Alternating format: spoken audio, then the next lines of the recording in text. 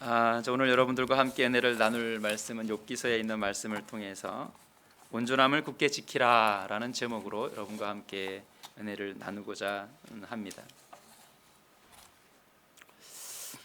여러분, 요즘 교회가 많은 비난을 받고 있습니다. 어떤 사람은 교회에 대한 핍박이라고 이야기를 하고, 또 어떤 사람은 또 세상에 사랑과 배려가 없는 교회의 단면이라고 이야기하기도 합니다. 양쪽의 입장이 모두 틀리거나 모두 맞지는 않지만 서로의 입장을 들으려 하지 않는 것은 사실인 것 같습니다. 서로 대립하고 공격하고 내분의 모습으로 치닫고 있는 모습이 참으로 안타깝습니다.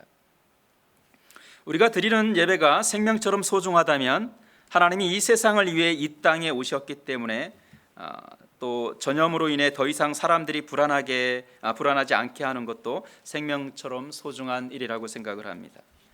좌 아니면 우라는 생각을 우리는 버려야 합니다. 우리는 하나님이 주신 선교적 사명을 다시 한번 생각해 보아야 합니다. 하나님은 한 영혼을 구원하여 그 영혼과 함께 예비하기를 원하실 것입니다. 다시 말하면 이런 양이 교회로 돌아와 함께 예배하는 모습을 하나님은 바라고 계실 것입니다. 그런데 교회는 예배만 중요시하여 잃어버린 영혼들을 더욱 멀어지게 한다면 하나님 마음이 너무나 아플 것이라는 생각이 듭니다. 또한 세상의 입장에서만 서 있다면 우리 스스로 세상의 입맛에 길들여져서 주님을 찾지 못할까 하는 우려도 있는 것이 사실입니다. 그렇다면 둘 다 하면 되지 않겠습니까? 그죠? 둘 다 잘 조화롭게 하면 될 것 같은데, 우선 급한 일들을 주님의 사랑으로 행하는 일들입니다. 한 영혼을 구원하기 위해 교회가 포기해야 할 것들이 있다면 또 주님 또한 충분히 넉넉히 이해하시지 않을까 하는 생각을 해보았습니다. 이것은 어떤 예배의 포기가 아니라 순서의 전환이라고도 할 수가 있을지 모릅니다. 여러분, 응급 환자가 있는데 예배 시간이 다 되었다고 병원으로 이송하는 일을 포기하는 사람은 없을 것입니다. 먼저 사람을 구하는 일이 우선이기 때문에 그렇습니다. 그리고 예배하면 됩니다. 고집과 아집이 아닌 배려와 사랑을 먼저 실천할 수 있는 모습이 우리에게 필요합니다. 대립과 갈등의 구조에서 선교적 사명을 가지고 복음을 전할 수 있어야 합니다. 사도 바울도 선교 지역을 다니면서 모든 상황에 대처해서 복음을 전했던 모습을 우리가 성경을 통해서 알 수 있습니다. 교회는 교회의 건물이 교회가 아닙니다. 하나님의 이름으로 모인 곳이 교회입니다. 우리가 예배자의 자세가 중요한 것이지 예배의 장소가 중요한 것은 분명히 아닙니다. 단지 우려되는 것은 예배하는 마음으로 한 곳에 모여 예배하지 않으면 세상을 바라보게 하는 사탄의 유혹이 우리를 넘어지게 하고 또 세상 것에 물들어 예배의 중요성마저 훼손되기 때문에 그렇습니다. 성도의 교제와 또 위로를 통해서 공동체의 복음적 상황을 만들어가기 힘들기 때문이기도 합니다. 그리고 성전을 사모하는 마음은 우리가 잃어버려서는 안 되는 일이기도 합니다. 어디에 있든 무엇을 하든 주님을 향한 상징적 의미가 이 교회를 통해서 한 곳에서 믿음의 성도들이 예배하는 것은 상징적 의미가 있다고 생각을 합니다. 그래서 우리는 둘 다 포기할 수 없지만 순서는 시대적 상황에 맞게 바뀔 수 있다고 생각합니다. 참 어려운 시기에 정부가 교회의 독촉장을 발급할 정도가 된다면 문제의 심각성이 분명히 있다는 것입니다. 이것이 우리만 느끼는 위기가 아니라 세상의 모든 사람들이 느끼는 위기입니다. 이럴 때일수록 교회는 또 세상을 향하여 그들을 도울 수 있는 방법과 하나님의 말씀을 통하여 위로하고 격려할 수 있는 그런 모습이 옳지 않을까 하는 생각을 해봅니다. 예배를 방해하는 문제가 아니라 생명을 구원하는 문제가 먼저라고 생각이 됩니다. 그러고 나서 우리가 더 큰 소리를 낼 수 있습니다. 지금 큰 소리치며 교회의 목소리를 내는 것은 아무런 도움이 되지 않을 것 같습니다. 다만 정치인들도 이런 극한 상황들을 정치에 이용해서는 안 됩니다. 종교를 통하여 정치에 이익이 되기 위해서 이용하는 것은 어찌 보면 비겁한 일일 수도 있다고 생각을 합니다. 우리는 이 시기에 나라와 민족을 위해 기도하고 선량한 시민들을 위해 위로하고 격려하며 사랑으로 헌신하는 일을 먼저 해야 할 것입니다. 솔직히 주일날 바쁜 일이 있으면 나오지 않는 분들도 많지 않습니까? 그죠? 어떻게 하면 안 나갈까 하는 사람들도 있습니다. 이럴 때는 교회에 모여서 예배하는 일에 목숨을 걸고 반대하는 일은 옳지 않다고 봅니다. 이런 극한 대립 속에서는 막 반대를 하면서 실질적으로 우리가 예배적인 모임의 삶의 모습 속에서는 교회를 작은 일만 있어도 안 나오는 일들을 볼 수가 있는데, 또 이런 일에 반대한다면 우리는 또 잘못된 신앙을 가지고 있지 않나 하는 생각도 해봅니다. 신앙을 포기하라는 상황이 아닙니다. 교회의 역할을 해달라는 이야기입니다. 저도 여러 가지 고민이 많았지만 지금 현 상황은 교회가 나라와 민족을 위해 헌신할 시기인 것 같습니다. 분란과 갈등의 문제가 되어서는 안 된다는 것입니다. 믿음의 사람들이 먼저 이웃을 돌보고 그들에게 기쁨과 소망이 되도록 최선을 다해야 합니다. 그래야 선교적 관점에서 그들을 복음의 자리로 돌이킬 수 있는 일을 하는 것이라고 믿어집니다. 오늘 본문의 욥은 정말 어려운 상황을 겪고 있는 사람입니다. 하나님을 잘 섬기는 사람이고 평생 하나님 앞에 죄를 범할까 두려워했던 사람으로서 매일마다 하나님께 예배를 드렸던 사람입니다. 그런 사람에게 말로 할 수 없는 고난이 찾아옵니다. 자녀들을 잃고 모든 재산을 잃어버립니다. 그래도 하나님을 원망하지 않자 온몸에 종기가 나서 질그릇 조각을 가지고 자신의 몸을 박박 긁어야 하는 안타까운 상황까지 나타나게 됩니다. 모든 것 다 뺏겼어요. 마지막 남은 것은 그의 육체입니다. 그 육체마저도 정말로 머리끝부터 발바닥까지 종기가 나서 사기 그릇을 깨서 자신의 몸을 박박 긁어야 하는 정도로 그런 극한의 상황까지 닥쳐 있는 것입니다. 이런 상황에서 그의 아내가 말합니다. 당신이 그래도 자기의 온전함을 굳게 지키느냐? 하나님을 욕하고 차라리 죽어라. 여러분, 그의 아내가 남편에게 이런 말을 했다는 생각을 해보십시오. 그래도 하나님이 있다고 생각하느냐? 우리의 자녀들이 다 죽었고 우리의 재물을 다 빼앗겼고 모든 것이 사라졌고 이제는 당신의 몸까지 그 모양 그 지경인데도 그러한 굳건한 마음을 가지고 하나님 앞에 온전하게 서 있는 자체가 이상하지 않느냐? 차라리 하나님을 욕하고 죽어라. 아내의 마음이 이해가 안 되는 것이 아닙니다. 모든 일은 상황에도 하나님을 원망하지 않고 하나님을 바라보는 욥의 모습에서 과연 하나님이 살아계시다는 말인가 하는 의구심이 들었을 것입니다. 모든 것을 빼앗겨버리고 하나님이 살아계시다면 이러한 고통과 이런 삶의 모습을 주시겠느냐라는 것입니다. 즉 하나님이 풍요로운 삶을 주시고 기쁨과 소망의 축복이 가득할 때는 하나님을 찾지만 모든 것이 사라진 다음에 이제 죽음의 위기만 남은 처참한 상황에 아직도 하나님을 바라보는 욥이 얼마나 한심하게 보였겠습니까?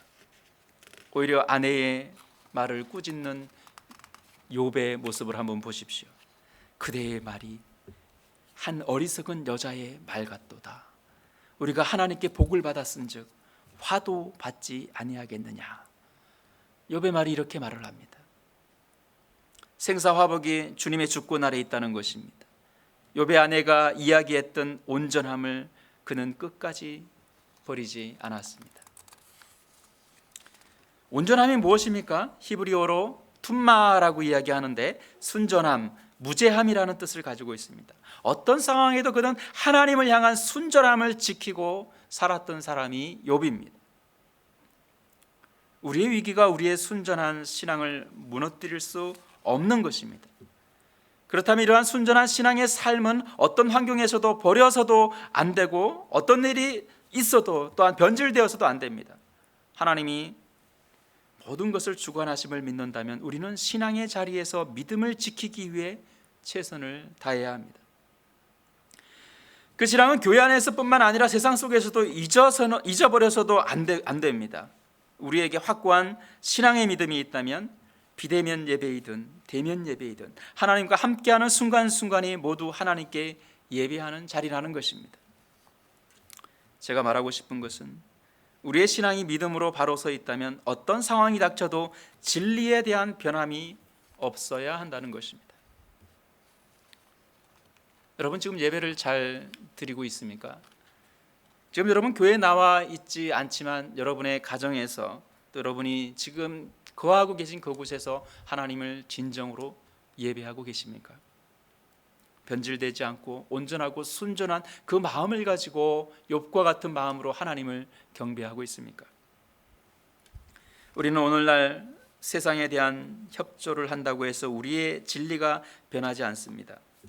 그 진리는 우리의 목숨이 위태로워도 변하지 말아야 하는 것입니다. 모든 일에 욥은 입술로 범죄하지 아니하니라 라고 오늘 본문에 말씀하고 있습니다. 여러분, 강도를 만나 목숨이 위태로운 사람을 그냥 넘어가는 레위인이나 제사장들이 되어서는 안 됩니다. 오늘날 우리 교회가 혹시 이런 자들이 아닌지, 죽어가는 사람들을 내버려 두고 그냥 그 상황을 보기만 보고 넘어서는 사람들이 아닌지, 그 상황에서 그의 목숨을 구하는 일을 하는 사람이 의인임을 우리는 분명히 알아야 합니다. 우리 스스로 잘하고 있다고 자부하지만 그래도 그들이 믿지 못하는 모습이 교회에서 비추어진다면 우리는 그들에게 사랑을 전하는 사람이 아니라 죽음의 바이러스를 전하는 사람이 될지 모른다는 것입니다. 강도를 만나 죽음의 위태로운 사람을 그냥 내버려 두고 넘어간 부끄러운 사람이 우리 자신이 되어서는 안 된다는 것입니다. 여러분, 우리는 좀 시골 지역이라 이런 문제로 갈등이 유발되리라고는 생각하지 못했습니다. 저 역시 혹여라도 우리 성도들에게, 지역 주민들에게 누가 될까 봐 또 이 자리에서 좀 벗어나지 않았습니다. 천원리에서 벗어나지 않았습니다. 가끔 금산 시내에 가서 마트를 들리는 정도가 전부입니다. 혹시 내가 나가서 혹시나 우리 성도들에게, 이 지역 주민들에게 누가 되지 아니할까, 그런 마음이 있었습니다. 또 이 교회를 통해서 다른 전염병이 또 전파되지 않을까 하면서 지금 잠깐 또 공무원이 들어왔다가 나가십니다. 우리가 아직도 우리 지역에서 이 교회의 역할이 많은 사람들에게 믿음을 주지 못하고 신임을 주지 못하고 있는 것이 오늘날의 실정이 아닐까, 우리 스스로가 좀 반성해 볼 필요가 있는 것 같습니다. 그 교회는 그냥 두어도 돼. 그 교회는 잘하고 있어. 그 교회는 믿을만해. 그 교회는 사랑이 넘치고, 그 교회는 우리의 마음까지도 이해하는 교회야. 그런 믿음이 있는 교회가 되었으면 좋겠습니다. 제가 나가지 않으니까 저를 찾아오는 또 사람들이 없으면 대면하는 사람이 거의 없습니다. 나를 위해 조심하는 것이 아닙니다. 우리 모두를 위해 조심하는 것입니다. 그것이 이웃을 위한 사랑의 실천이라면 우리가 못할 것이 무엇이 있겠습니까? 단지 욥과 같은 온전하고 확고한 믿음이 우리 속에 깊숙이 뿌리를 내리면 됩니다. 하나님은 우리에게 복만 주시는 분이 아니십니다. 때론 넘어야 할 산을 앞에 두기도 하고 또 내려가야 하는 골짜기를 두시기도 하시는 분이 하나님이십니다. 욥을 보십시오. 세상에 부러울 거 없는 모든 것들을 다 가졌다가, 세상의 모든 것을 다 가진 그가 모든 것을 하루아침에 다 잃어버리는 그런 안타까운 삶의 모습에서 이제는 목숨만 남아있는 그런 상황이었지 않습니까? 그럼에도 불구하고 그가 온전하고 순전함으로 하나님을 바라보았던 그 믿음만 있다면 우리는 어떤 상황에서도 넘어지지 않을 것입니다. 그래야 온전함으로 굳게 믿음을 지켜나가기 때문입니다. 마지막까지 믿음의 뿌리가 흔들리지 않는 삶을 통하여 하나님이 바라보시고 원하시고 꿈꾸시는 마지막 날까지 복음이 전파되기 위해 선교적 사명으로 살아가는 여러분이 되시기를 축원합니다. 여러분, 사탄이 우리를 어떤 방법으로 넘어지게 할지 모릅니다. 때로는 너무나도 가난해서 먹고 살기 힘든 그러한 삶의 모습에서 하나님이 어디 계시냐고 이야기하면서 스스로 하나님을 포기할 수도 있습니다. 때로는 너무나도 외로움 속에 내가 이렇게 힘들고 어려운데 하나님 어디 계십니까? 라고도 얘기할 수 있습니다. 때로는 우리의 욕심으로 현재 살고 있는 것들을 쟁취하기 위해서 하나님을 버릴 수도 있습니다. 때로는 오늘날 같이 사회적 갈등으로 정말 하나님이 계신가? 라고 무신론적인 관점이 우리에게 강력하게 우리의 삶의 모습을 지배하면서 하나님이 계시냐고 반문할지도 모릅니다. 때로는 우리의 게으름이 이런 비대면의 예배를 통해서 너무나도 편안한 자세로 점점 게으러지는 모습으로 우리의 삶의 모습을 예배에서 떠나게 만들지도 모릅니다. 때로는 우리의 지식과 상식이 우리를 넘어지게 할 수도 있습니다. 무엇이 옳고 그름인지 분명한 잣대는 우리는 하나님의 말씀입니다. 성경이 우리의 기준이 되어야 한다는 것입니다. 그러나 이러한 여러 가지 사회적인 형상들을 통해서 우리의 신앙의 모습이 뒷걸음질 치면서 점점 물러선다면 우리는 분명히 욥과 같은 신앙을 가진 자들이 아닐 것입니다. 좀 더 온전하고 굳건하고 순전한 모습을 통해서 하나님 앞에 어디서든 무엇을 하든 바로 설 수 있는 믿음이 우리에게 분명히 필요합니다. 욥과 같이 온전함을 굳게 지키고 우리의 입이 하나님을 원망하는 입술이 되어 범죄하지 않도록 늘 깨어서 기도하고 예배하고 이웃사랑을 실천하는 여러분이 되시기를 간절히 축원합니다.